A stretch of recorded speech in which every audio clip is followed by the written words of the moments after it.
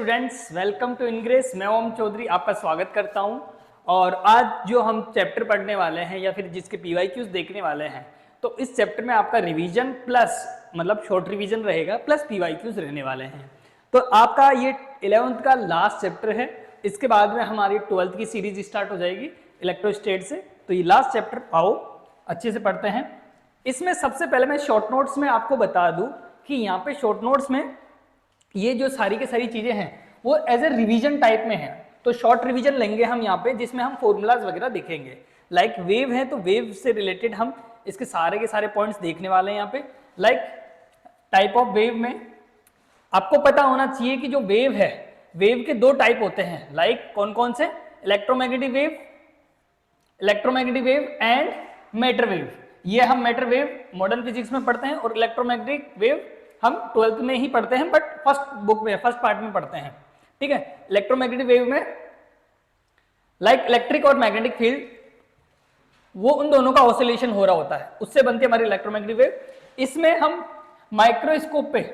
Microscopic particles से relate बात करते हैं, लाइक इलेक्ट्रॉन, प्रोटॉन, ईटीसी। ये मैटर वेव में होते हैं। तो दोनों तरह की वेव्स है ना। तो इनको दोनों को हम 12th में और भी अच्छे से पढ़ेंगे। अभी हम बेसिक वेव के टाइप्स पढ़े, तो इसमें मैकेनिकल वेव पढ़ते हैं। ठीक है। मैकेनिकल वेव में दो तरीके की होती है, ट्रांसवर्स वेव आपने पढ़ा होगा और लॉन्गिट्यूडनल वेव। ठीक है। तो ट्रांसवर्स वेव में क्या होता है बेटा? ट्रांसवर्स वेव में पार्टिकल, वेव इधर जा रही है, पार्टिकल उसके परपेंडिकुलर एसएचएम करता है। ठीक है। और लॉन्गिट्यूडनल वेव में वेव इधर जा रही है तो वेव के अलोंग ही, वेव की डायरेक्शन में ही पार्टिकल आपका एसएचएम करता है। ठीक है। तो ये आपकी लॉन्गिट्यूडनल वेव रहती है। इस तरीके से दो टाइप से में डिवाइड है। अब लॉन्गिट्यूडनल वेव और इसके इसी में देखें हम, तो सबसे पहले ट्रांसवर्स वेव। ट्रांसवर्स वेव में वेव ऐसे चलेगी, पार्टिकल अप डाउन करेगा, क्रिस्टोफ बनेंगे, प्रोपोगेशन आपका परपेंडिकुलर रहेगा। ठीक है। इसके अंदर सबसे पहले ध्यान रखना, यहाँ पे वेलोसिटी की बात है तो ध्यान रखना, सॉलिड में वेलोसिटी क्या रहती है आपकी? Root of N upon N, यहाँ पे एन ले लो या फिर है ना ई ले लो, ई अपॉन भी बोलते हैं, यंग मॉडुलस, ये है मॉडुलस ऑफ रिजिडिटी। ठीक है। या फिर जी बोल दो यहाँ पे। ठीक है। Modulus of rigidity upon density. ठीक है। तो ये इसकी वेलोसिटी होती है। और स्ट्रेच स्ट्रिंग की बात करें हम, तो ये इंपॉर्टेंट है आपके लिए, ध्यान रखना। स्ट्रिंग की बात करें तो स्ट्रिंग के लिए वेलोसिटी का formula root of T upon M, काफी जगह काम आएगा। अभी ध्यान रखना, टी क्या है? स्ट्रिंग में टेंशन, एम क्या है? मास है, ध्यान रखना। ठीक है। तो ये T is a tension in string और M is a mass per unit length. Per unit length mass होता है, ध्यान रखना। ये एक्चुअल में मास नहीं होता, मास पर यूनिट लेंथ की टोटल लेंथ में पर यूनिट लेंथ में कितना मास है। ठीक है। तो ये आपका ट्रांसवर्स वेव के लिए ध्यान रखना है आपको। नेक्स्ट आता है आपका लॉन्गिट्यूडनल। तो लॉन्गिट्यूडनल में like sound wave, sound wave में रेयर फ्रैक्शन, कंप्रेशन वगैरह बनते हैं, है ना। प्रोपोगेशन आपका इसी डायरेक्शन में होता है जिधर पार्टिकल का एसएचएम हो रहा हो, है ना। तो एनर्जी ऐसे ट्रांसफर होती जाती है। तो ये होता है आपका लॉन्गिट्यूडनल में। लॉन्गिट्यूडनल में आपको वेलोसिटीज की बात करें हम, तो यहाँ पे सॉलिड के लिए ध्यान रखना, v इक्वल टू ये कप्पा ले सकते हो या फिर यहाँ पे बीटा भी लेते हैं, है ना। अब अभी जो बुक्स आ रही है उनमें बीटा लेते हैं बल्क मॉडुलस को। ठीक है। तो बीटा प्लस 4 नीटा, नीटा क्या है यहाँ पे? रिजिडिटी, या ई भी ले सकते हैं, 4/3 ये। तो ये तो एक्चुअल फॉर्मूला हो गया, बट इससे ज्यादा तो इंपॉर्टेंट ये वाला है। फ्लूइड के अंदर आपको वेलोसिटीज पता करनी है, तो ये वाला यूज करते हैं हम, बीटा अपॉन पी। ध्यान रखना, जो लाप्लास करेक्शन वगैरह हम थर्मोडायनेमिक्स में पढ़ते हैं, केटीजी में पढ़ते हैं, तो v equal to beta upon P है, ध्यान रखना ये। ठीक है। तो ये वाला फॉर्मूला यूज करते हैं हम। ठीक है। इसके लिए फ्लूइड के अंदर वेलोसिटी का ध्यान रखना, v अपॉन, यहाँ पे बीटा ही लिख लो, बीटा यूजफुल है हमारे लिए, तो बीटा ही लेके चल रहे हैं हम। तो beta upon rho. Bulk modulus पता ही होगा, bulk modulus divide by rho, है ना, रो डेंसिटी। तो ये है न्यूटन्स के according, Newton's formula for the velocity of the sound. Sound के अंदर जो वेलोसिटी रहती है वो रहती है root of beta, beta upon P, beta upon rho, ध्यान रखना। और बीटा किसका? बल्क मॉडुलस वाला, ये ध्यान रखना। आइसोथर्मल में बीटा ही पी के बराबर होता है, ध्यान रखना। ठीक है। तो वो पी अपॉन रो हो जाता है वहां पे। तो सॉलिड्स के लिए न्यूटन्स का फॉर्मूला ये भी ध्यान रखना है आपको, पी अपॉन रो भी याद रखना है और बीटा अपॉन रो भी याद रखना है। ठीक है। तो फ्लूइड्स के लिए ये है। और साउंड में गैस में जो साउंड की स्पीड होगी वो होगी पी अपॉन रो बोल दो या बीटा अपॉन रो बोल दो, डेंसिटी, ठीक है। P is a pressure. तो ये आपका लॉन्गिट्यूडनल में आता है। फिर कुछ इंपॉर्टेंट कॉन्सेप्ट्स जो आपके यूजफुल है यहाँ पे यूज करेंगे इसको, जिसमें सबसे पहले ध्यान रखना प्रोग्रेसिव वेव और स्टेशनरी वेव, इन दोनों में डिफरेंशिएशन पता रहना चाहिए। प्रोग्रेसिव वेव जो आगे की तरफ बढ़ रही होती है उसकी जो डिस्प्लेसमेंट इक्वेशन है उसको आपको ध्यान में रखना है बेटा, ठीक है। इसकी डिस्प्लेसमेंट इक्वेशन ये है y equal to A sine omega T minus K X plus phi note.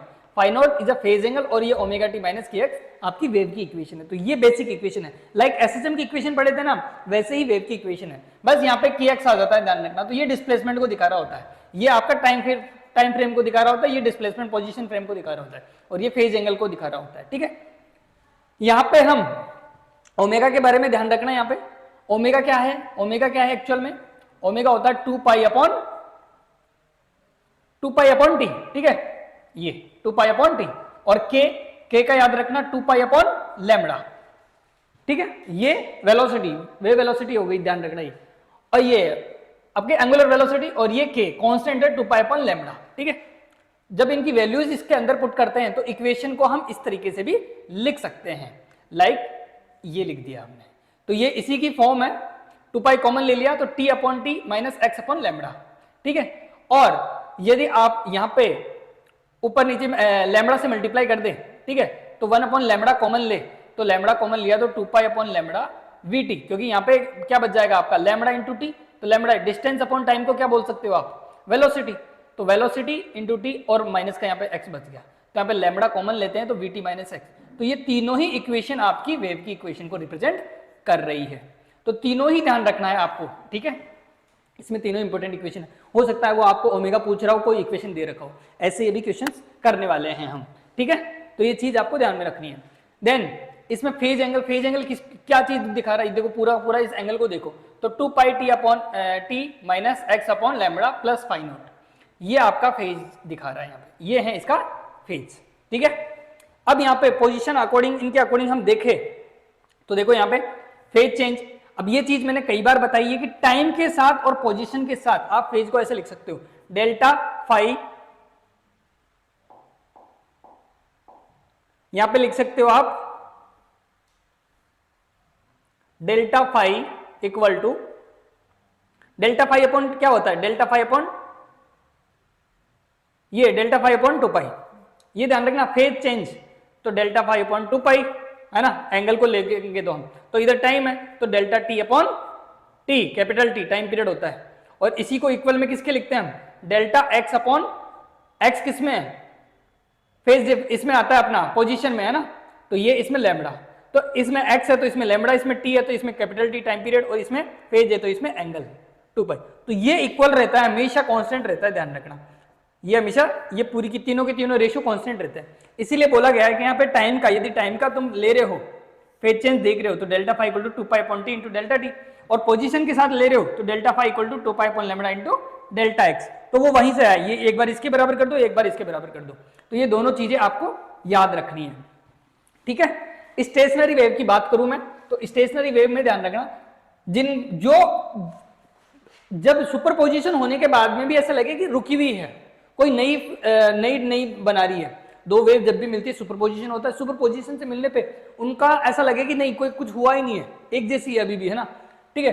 तो उस टाइम उनका एम्पलीट्यूड वगैरह बढ़ जाता है, लेकिन जो रिजल्टेंट वेव है वो एक जैसी दिखाई देती है, ध्यान रखना, ठीक है। तो ऐसी वेव के लिए ये इक्वेशन याद रखना, y equal to y equals to 2a sine 2 pi x upon lambda और cos 2 pi t upon t। तो ये तो हमारा लैम्बडा की फॉर्म में, ये t की फॉर्म में, ऐसे याद रखना, ठीक है। तो ये आपके स्टेशनरी वेव का इक्वेशन आ गई है, ध्यान रखना। सुपरपोजिशन इक्वेशन आ गई है बाद में, दो वेव मिलने के बाद में जो मिली है ना हमें, वो ये है। यदि ऐसी वेव में यहाँ पे क्या होता है, स्टेशनरी वेव में जीरो पे आपका एंटीनोड मिलता है, जीरो पे लैम्बडा बाई 2 पे, लैम्बडा पे 3 लैम्बडा बाई 2 पे, इन पे तो आपको एंटीनोड्स मिलता है। और नोड कहाँ पे मिलता है, लैम्बडा बाई 4 पे, 3 लैम्बडा बाई 4 पे, 5 लैम्बडा बाई 4 पे, ऐसे। तो यहाँ पे लैम्बडा बाई 4 के मल्टीपल चलते हैं, यहाँ पे लैम्बडा बाई 2 के मल्टीपल चलते हैं, ठीक है। हाफ हाफ का डिफरेंस रहता है, यहाँ पे लैम्बडा बाई 4 का डिफरेंस रहता है, ठीक है। यदि बात करें हम स्टेशनरी वेव की फ्रीक्वेंसी की, तो frequency v equal to N lambda upon VL होता है हमारा। स्टेशनरी वेव के लिए फ्रीक्वेंसी एफ बोल दो या न्यू बोल दो, एन वी वेलोसिटी है, एन वी अपॉन 12, ध्यान रखना स्टेशनरी वेव के लिए एन वी अपॉन 12, जहां पे v वेलोसिटी का फॉर्मूला हमने यहाँ पे रख दिया n upon 12 root of t upon m, जहां पे m क्या है per unit length of the mass, okay. l और n पता ही है यहाँ पे, मोड ऑफ द वाइब्रेशन, ठीक है। फिर आता है ये वाला कॉन्सेप्ट आपका ऑर्गन पाइप का, जिसमें आपका ओपन ऑर्गन पाइप और क्लोज्ड ऑर्गन पाइप। अब देखो वहां पे फंडामेंटल फ्रीक्वेंसी आपकी ये होती है nu equal to v upon 12, ये ध्यान रखना, ये फ्रीक्वेंसी है, ये फंडामेंटल फ्रीक्वेंसी होती है, पहली फ्रीक्वेंसी। मतलब जैसे आपका ओपन पाइप में, तो ओपन पाइप में क्या होता है, ओपन पाइप में रहता है तो इस तरीके का बनता है ऐसा, मतलब यहाँ पे ओपन रहता है तो ऐसा बनता है ऐसा, ठीक है। तो मतलब दो ये मिलेंगे, एक एंटी नोड मिलेगा, एक तो नोड मिलेगा, दो एंटी नोड मिलेंगे, इनके बीच में ऐसा रहता है ओपन पाइप में। ओपन पाइप में जब भी रहे तो v अपॉन 12 याद रखना, और क्लोज पाइप में रहे तो v अपॉन 4l याद रखना इसकी फ्रीक्वेंसी, ठीक है। तो ये फंडामेंटल फ्रीक्वेंसीज है दोनों की दोनों, इस केस में ये है, इस केस में ये है, ठीक है। तो ये आपके फंडामेंटल फ्रीक्वेंसी है भाई, ध्यान रखना, जिसको हम फर्स्ट हार्मोनिक भी बोलते हैं। फंडामेंटल को फंडामेंटल मोड या फर्स्ट हार्मोनिक, है ना, तो ध्यान रखना ये फर्स्ट हार्मोनिक बोलते हैं। अब ये nth मोड पे ये Vn होएगा तो n से मल्टीप्लाई कर देंगे यहाँ पे, ध्यान रखना। तो ये nth हार्मोनिक या फिर n-1 ओवरटोन। यदि ओवरटोन बोल रहा है तो एक कम n-1 वाली तो ओवरटोन होगी और nth वाली हार्मोनिक रहेगी, ध्यान रखना। और ये फंडामेंटल के मल्टीपल्स होंगे, तो इसका जो भी है उसका मल्टीप्लाई कर दो n से, तो यह हार्मोनिक मिल जाएगी। और यदि आप वो बोल रहा है ओवरटोन है तो ओवरटोन में n-1, ध्यान रखना n-1 वाली ओवरटोन बता रहा होगा, ठीक है। अब क्लोज पाइप की बात करें हम, फंडामेंटल के लिए मैंने बोल ही दिया कि ये इसकी फंडामेंटल होगी, ठीक है, v अपॉन 4l, इसमें v अपॉन 12, v यहाँ पे वेलोसिटी है, v अपॉन 4l और v अपॉन 12। ओपन है तो आधा और क्लोज्ड है तो उसका भी आधा, आधे का आधा मतलब 1/4, ठीक है। तो यहाँ पे ये ध्यान रखना है आपको कि इसकी फंडामेंटल v अपॉन 4l होती है, इसको बोलते हैं फर्स्ट हार्मोनिक, और इसमें जो nth मोड पे होती है, जो nth वाली होती है वो 2n-1 पे होती है, ध्यान रखना 2n-1 पे, ठीक है। तो इसकी n-1 पे ओवरटोन होगी और 2n-1 पे हार्मोनिक होगी, तो इसकी 2n-1 पे हार्मोनिक n-1 के ओवरटोन के बराबर होती है, ध्यान रखना। ऐसे ध्यान रखना आपको कि ओवरटोन एक कम पहले चलती है, ठीक है, और फंडामेंटल फर्स्ट नंबर पे, n की वैल्यू 1 पे, वो फंडामेंटल होगी। तो ध्यान रखना फंडामेंटल हार्मोनिक और ओवरटोन में डिफरेंस ध्यान रखना है आपको, ठीक है। चलो जब क्वेश्चन आएगा और बता देंगे। डॉपलर इफेक्ट इस बार कट गया है आपका नीट के अंदर, इससे क्वेश्चन नहीं आएंगे, बीट से आ सकते हैं। बीट का मतलब ध्यान रखना, जब भी difference in frequency of the two sources, जब भी दो सोर्सेज की दो फ्रीक्वेंसियां मिलती है तो उनके बीच, दोनों फ्रीक्वेंसियों के बीच का जो डिफरेंस होता है ना, उसी को क्या बोलते हैं, बीट, ध्यान रखना। बीट सुनाई देती है हमें, ध्यान रखना, ठीक है। तो सेम फ्रीक्वेंसी की होगी तो हमें समझ में नहीं आएगा, है ना। जैसे कई बार होता है ना, दो लोग एक साथ बोलते हैं तो दोनों बीट एक साथ सुनाई देता है, हमें समझ में नहीं आता, लेकिन दोनों में डिफरेंस होता है तो हम क्लियरली पता करते हैं, तो वो ये ध्यान रखना। तो बीट के अंदर ध्यान रखना, दो सोर्स होंगे, दोनों सोर्स के बीच की जो फ्रीक्वेंसी है उनका डिफरेंस होगा। तो बीट की फ्रीक्वेंसी कैसी होगी, फ्रीक्वेंसी f1 माइनस f2 या फिर f2 माइनस f1, ठीक है।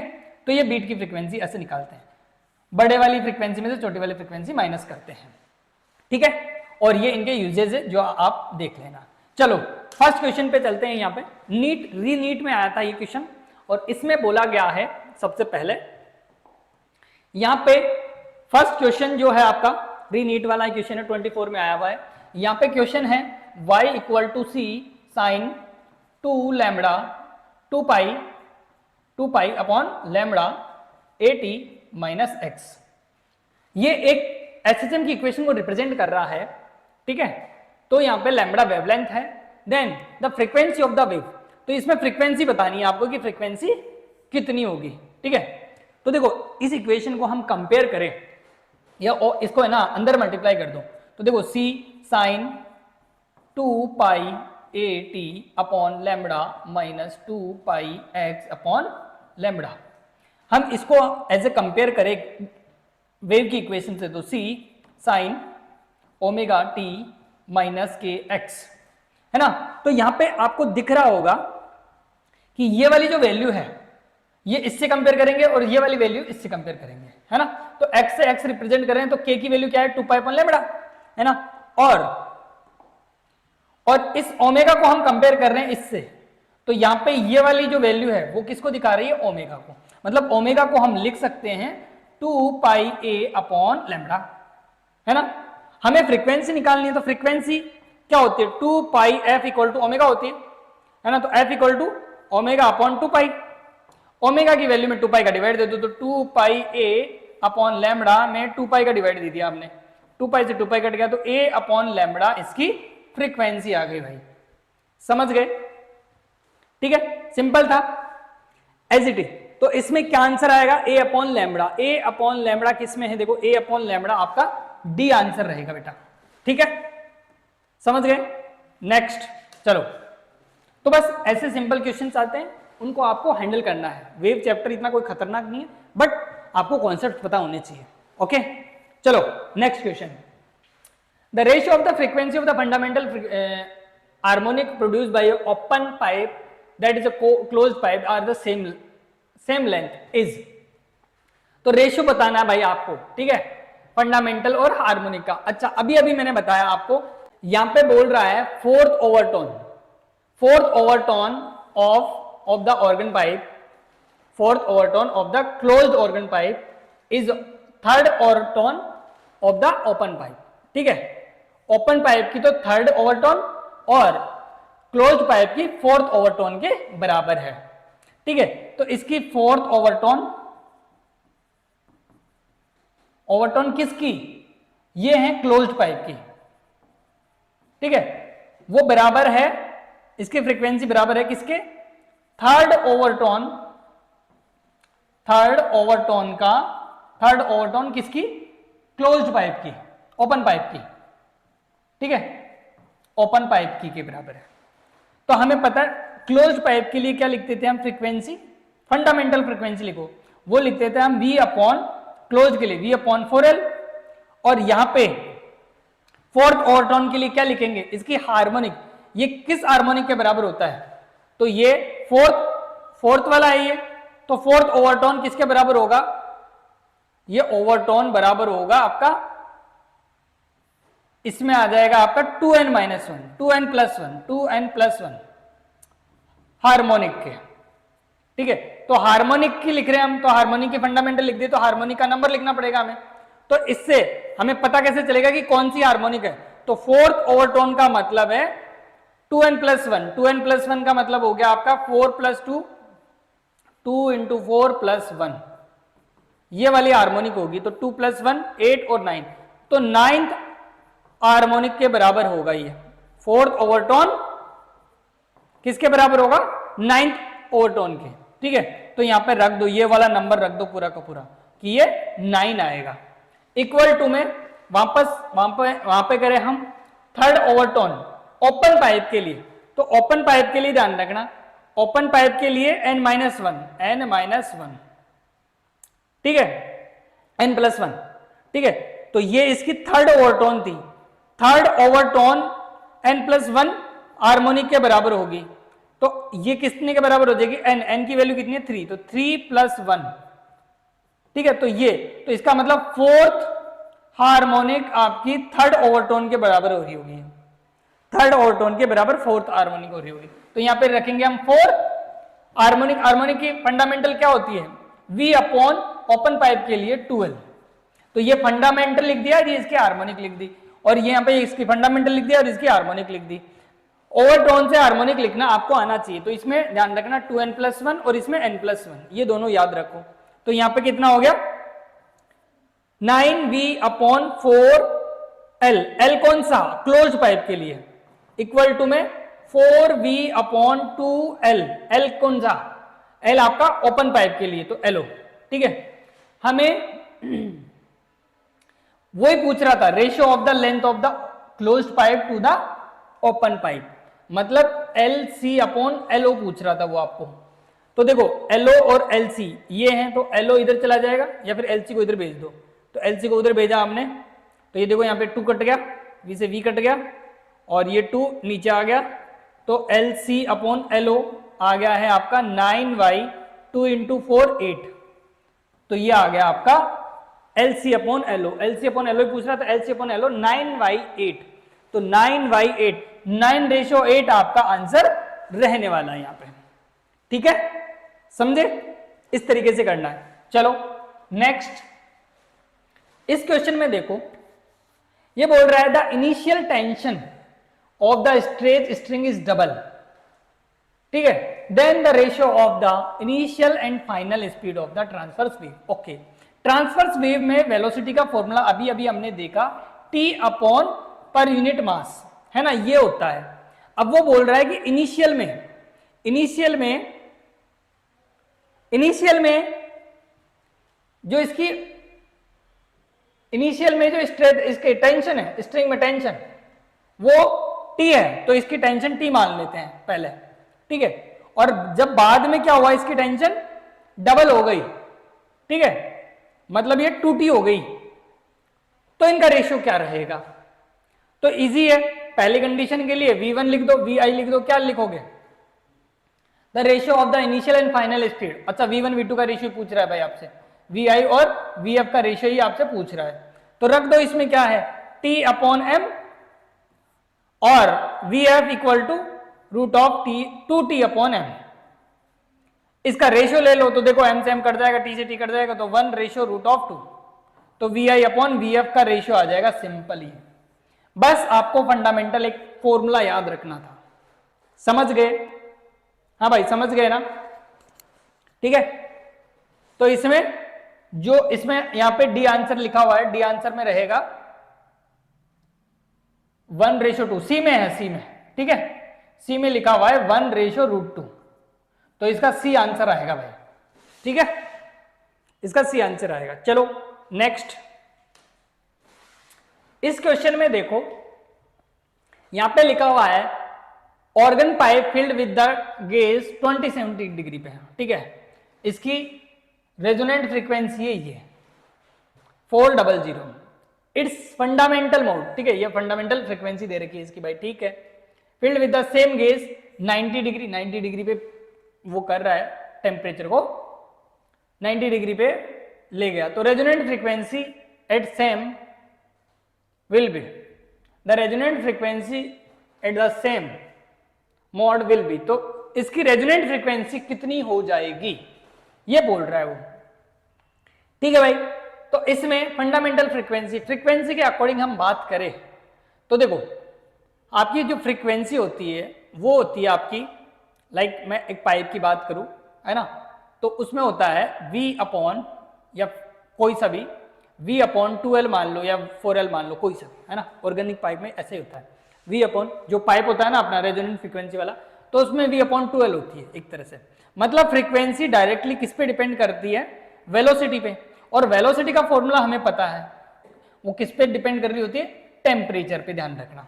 ठीक है, जब गैस में जो वेलोसिटी होती है ना, गैस की वेलोसिटी, है ना, kTg में, तो हमने देखा था कि जो वेलोसिटी है वो T पे डिपेंड कर रही होती है। T है टेम्परेचर है यहाँ पे, है ना, और किस में लेना होता है हमें, केल्विन में लेना होता है, ध्यान रखना। ठीक है, तो ये टेम्परेचर है और ये केल्विन में लेना होता है हमें, उस पर डिपेंड कर रही होती है। इसका मतलब ये टेम्परेचर पे ही डिपेंड कर रही है एक्चुअल में फंडामेंटल फ्रीक्वेंसी। अब मैं बात करूं यहाँ पे, मेरी जब फ्रीक्वेंसी कुछ फ्रीक्वेंसी है 27 डिग्री पे, तो मैं बोल देता हूँ F1/F2, इनका दो का रेशियो लिखूं मैं, F1/F2, तो मैं क्या लिखूंगा, √T1/T2। ठीक है, तो T1 क्या लिखूंगा, टेम्परेचर क्या लिखूंगा। अब देखो 27 डिग्री, तो 27 डिग्री तो लिखूंगा नहीं मैं, केल्विन में लिखना है, तो मेरे को 273 ऐड करना पड़ेगा। तो 273 ऐड कर दिया, डिवाइड में टेम्परेचर 90 डिग्री हो गया, तो 90 डिग्री, तो इसमें भी 273 ऐड कर दो भाई। ठीक है, तो यहाँ पे अपना आ जाएगा, इसमें तो 27 में 273 ऐड करते हैं तो 300 आता है, और इसमें कितना आ जाएगा आपका 90 है, तो 90 में 273 ऐड करेंगे तो 363 आ जाएगा, ये आ जाएगा। अब इसको 3 से हम कट करें तो ये आ गया 3/3.63, है ना, तो ये आ गया एक्चुअल में 1/1.21 रूट में, तो इसका मतलब कितना आ गया 1.1। 1 to 1 किसका होता है, 1.1 का, तो ये आ गया। तो आपके पास वो वैल्यू आ गई है, तो यहाँ पे F1 आपको दिया हुआ है, F1 आपको कितना दिया हुआ है, ये 400 और F2 आपको पूछ रहा था कि ये रेजोनेंट फ्रीक्वेंसी कितनी होगी इस सेकंड टाइम टेम्परेचर, ये 27 डिग्री पे था तो ये 90 डिग्री पे आपको पूछ रहा था। ठीक है, तो यहाँ पे F1 की क्या वैल्यू आ गई, 400 डिवाइड में F2 इक्वल टू 1/1.11। ठीक है, तो ये 1.11 से इससे मल्टीप्लाई कर दो तो ये कितना आ जाएगा आपका, F2 की वैल्यू आ जाएगी 1.1 से मल्टीप्लाई कर दो तो 11/44, तो 440 के अराउंड हर्ट्ज के अराउंड इसकी फ्रीक्वेंसी आ जाएगी। तो 440 के अराउंड, ये देखो सी आपका आंसर इसमें रहने वाला है, 440 हर्ट्ज आपकी फ्रीक्वेंसी आ जाएगी। तो ये ध्यान रखना, जैसे ही गैस आया तो गैस में ध्यान रखना वेलोसिटी टेम्परेचर के ऊपर डिपेंड करती है। ओके, तो उससे आपने रेशो निकाला इसका।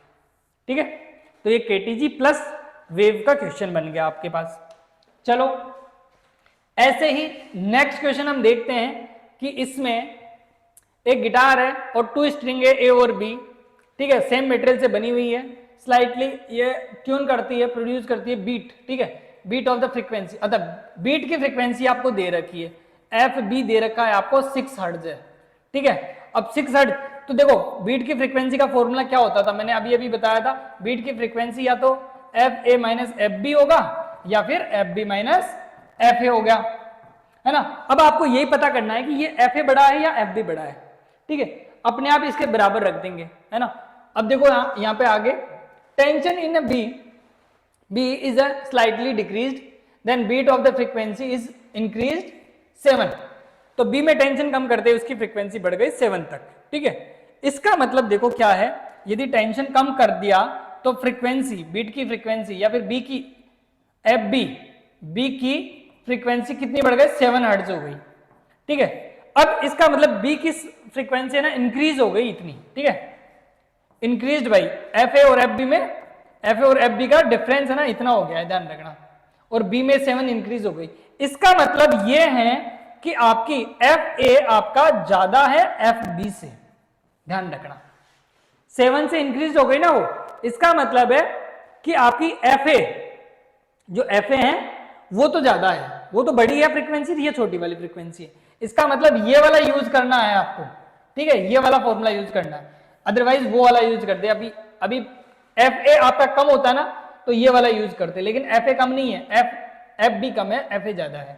ठीक है, तो ये वाला यूज करना है आपको, यूज फॉर्मूला। ठीक है, तो इसमें करो तो ये 6 है, 6 हर्ट्ज हो गई है एफ ए आपको। अच्छा, इसमें किसकी गिवन है, frequency of F A given है कितनी है, 530, तो यहाँ पे 530 गिवन है आपको, माइनस एफ बी आपको निकालनी है।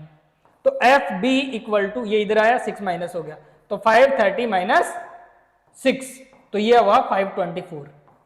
ध्यान रखना, ये यूज कर लोगे तो वो भी उसमें आंसर दे रखा होगा, जैसे 530 है, 530 और ये 6 है और 530 मान लो आपने इसका मान लिया तो 530 उधर जाएगा, ऐड हो जाएगा, तो 536, तो बी आंसर लगा दोगे। बी नहीं लगाना, आपको ध्यान रखना है कि कौन सा बड़ा है ना। तो एफ बी की फ्रीक्वेंसी 524 आएगी। ठीक है, तो इसका फर्स्ट आंसर आएगा, और ये फॉर्मूला ले लिए तो सेकंड आ जाएगा, लेकिन सेकंड गलत है, उसके लिए आपको देखना पड़ेगा कि क्या क्वेश्चन क्या दे रखा है। तो ये बोल रहा है कि टेंशन बी में इंक्रीज करते हैं तो बीट की फ्रीक्वेंसी डिक्रीज हो जाती है 7 से, मतलब एफ ए और एफ बी में कितना डिफरेंस आ गया, ये ध्यान रखना। ठीक है, इसका मतलब एफ बी आपका छोटा है, एफ ए आपका बड़ा है। ओके, समझ गए, है ना। चलो नेक्स्ट क्वेश्चन, यहां पे है tuning fork, A tuning fork with frequency. अच्छा, ये ट्यूनिंग फोर्क है, इसकी फ्रीक्वेंसी दे रखी है, रेजोनेंट फ्रीक्वेंसी है, कॉलम में, ट्यूब में, upper end is open, lower end is closed by the water surface, successive resonance observe by the length. अब देखो यहाँ पे लेंथ ये ऑब्जर्व की गई है 576, 3126 और 5275, है ना। रेजोनेंट वाले में याद करो, ट्यूनिंग फोर्क वाले में क्या होता था, एक के बाद में एक मिलता था, ऐसा ना। तो देखो वहां पे सिंपल सी बात है, यदि आपको रेजोनेंट फ्रीक्वेंसी देखनी है या फिर दो का बीच का डिफरेंस देख लो कि ये मिल रहे हैं ना, ये इन सेंटीमीटर पे आपको रेजोनेंस दिख रहा है, इसका मतलब है देखो, इसको L1 बोलूं मैं और इसको मैं L2 बोलूं और इसको मैं L3 बोलूं, तो दो का डिफरेंस इक्वल होना चाहिए, मतलब इन दोनों का डिफरेंस और इन दोनों का डिफरेंस इक्वल हुआ तो वही आपका वेवलेंथ को दिखा रहा होगा एक तरह से, ठीक है। तो देखो यहां पे L2 माइनस L1 और L2 माइनस L1 और L3 माइनस L1 कितना हुआ, बराबर आ रहा है क्या? देखो इसमें से ये माइनस करो और इसमें से ये माइनस करो तो इक्वल आना चाहिए। तो 3126 में से माइनस करो 9.75, माइनस किया 1 और ये आया हमारा 12 में से 7 गया तो ये आया हमारा 5 और यहाँ पे 0, 10 में से 9 गया तो 1 और यहाँ पे 2, 21.5, अराउंड 21.5 आ रहा है, ठीक है। दूसरे वाले में भी आप माइनस करोगे, ठीक है, तो 52.75 और 31.26 माइनस करोगे तो 5 में से 6 तो वही 1 बच रहा है, 7 में से 2 गया तो 5 बच रहा है, 15 में 6 गया तो 9 बच रहा है, ठीक है। यहाँ पे 6 बचा, यहाँ पे 4 बच गया, ठीक है। और यहाँ पे 2 में से 1 गया तो 1 बच गया और यहाँ पे 5 में 2 गया, ठीक है। तो इनका डिफरेंस सेम सेम लग रहा है, लगभग है ना, कितना 21 के अराउंड, तो 21 के अराउंड लग रहा है आपको, सेम लग रहा है। तो आपको जानना है कि रेजोनेंट फ्रीक्वेंसी में ये ऑब्जर्वेशन है तो इनकी डिफरेंस बीच में सेम आ रहा है, इसका मतलब है नोड एंटी नोड के बीच की डिस्टेंस ये है, मतलब λ/2 की वैल्यू ये हो गई। दो नोड्स के बीच की या दो एंटी नोड्स के बीच की डिस्टेंस यही दिखा रहा है वो, ठीक है। तो यहाँ पे लैम्बडा निकल जाएगा, इसका डबल कर लो तो लैम्बडा कितना आ जाएगा 21 का डबल, 21 का डबल कितना आ गया 42, अराउंड 42 आपकी वेवलेंथ आ गई है। अब देखो वो क्या पूछ रहा था आपको, स्पीड इन साउंड, ठीक है। तो साउंड के लिए साउंड की वेलोसिटी याद करो f इंटू लैम्बडा होती है, मतलब फ्रीक्वेंसी और वेवलेंथ हो तो आप वेलोसिटी लिख सकते हो। अच्छा फ्रीक्वेंसी दे रखी है 8 हर्ट्ज 800 और ये लैम्बडा ये आ गया आपके पास 21, ये 42 है ना, तो यहां से कैलकुलेट कर लो, मीटर पर सेकंड में दे रखा है 10⁻² से मल्टीप्लाई कर देना तो ये मीटर में आ जाएगा, ठीक है। तो 42 इंटू 8 कर लो,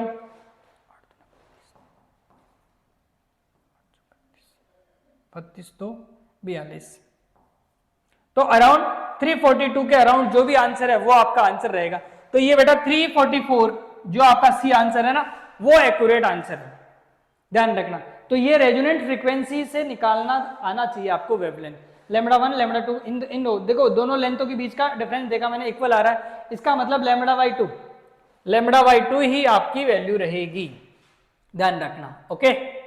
चलो, और ये पता होना चाहिए आपको, जब हमने वेव ऐसे देखते हैं ना तो इस तरीके से देखते हैं, लाइक ये आ गया तो ये आपका नोड एंटी नोड है ना, ये तो नोड मिल गए, ठीक है, और ये एंटी नोड मिल गए, इनके बीच में बताना कि इनके बीच में कितनी होती है λ/2 और इनके बीच में λ/2, ठीक है। एक नोड एंटी नोड के बीच में λ/4, तो ये चीज मिल रही है हमें, इसकी रीडिंग्स मिल रही थी वहां पे, ठीक है। तो हो सकता है एक की हो या फिर दो की हो, तो देखो हमने 2 और 1 के बीच की लेंथ देखा, 3 और 1 के बीच की लेंथ देखा, तो अपने आप 21 आ रहा है, λ/2 की वैल्यू हमें 21 आ गई है, तो यहाँ पे लैम्बडा निकल गया तो वेलोसिटी निकल गई फटाफट, समझ गए ना। चलो अब आगे की क्वेश्चन नेक्स्ट जो इसका पार्ट नंबर 2 रहेगा उसमें देखेंगे, जब तक बाय बाय, टेक केयर।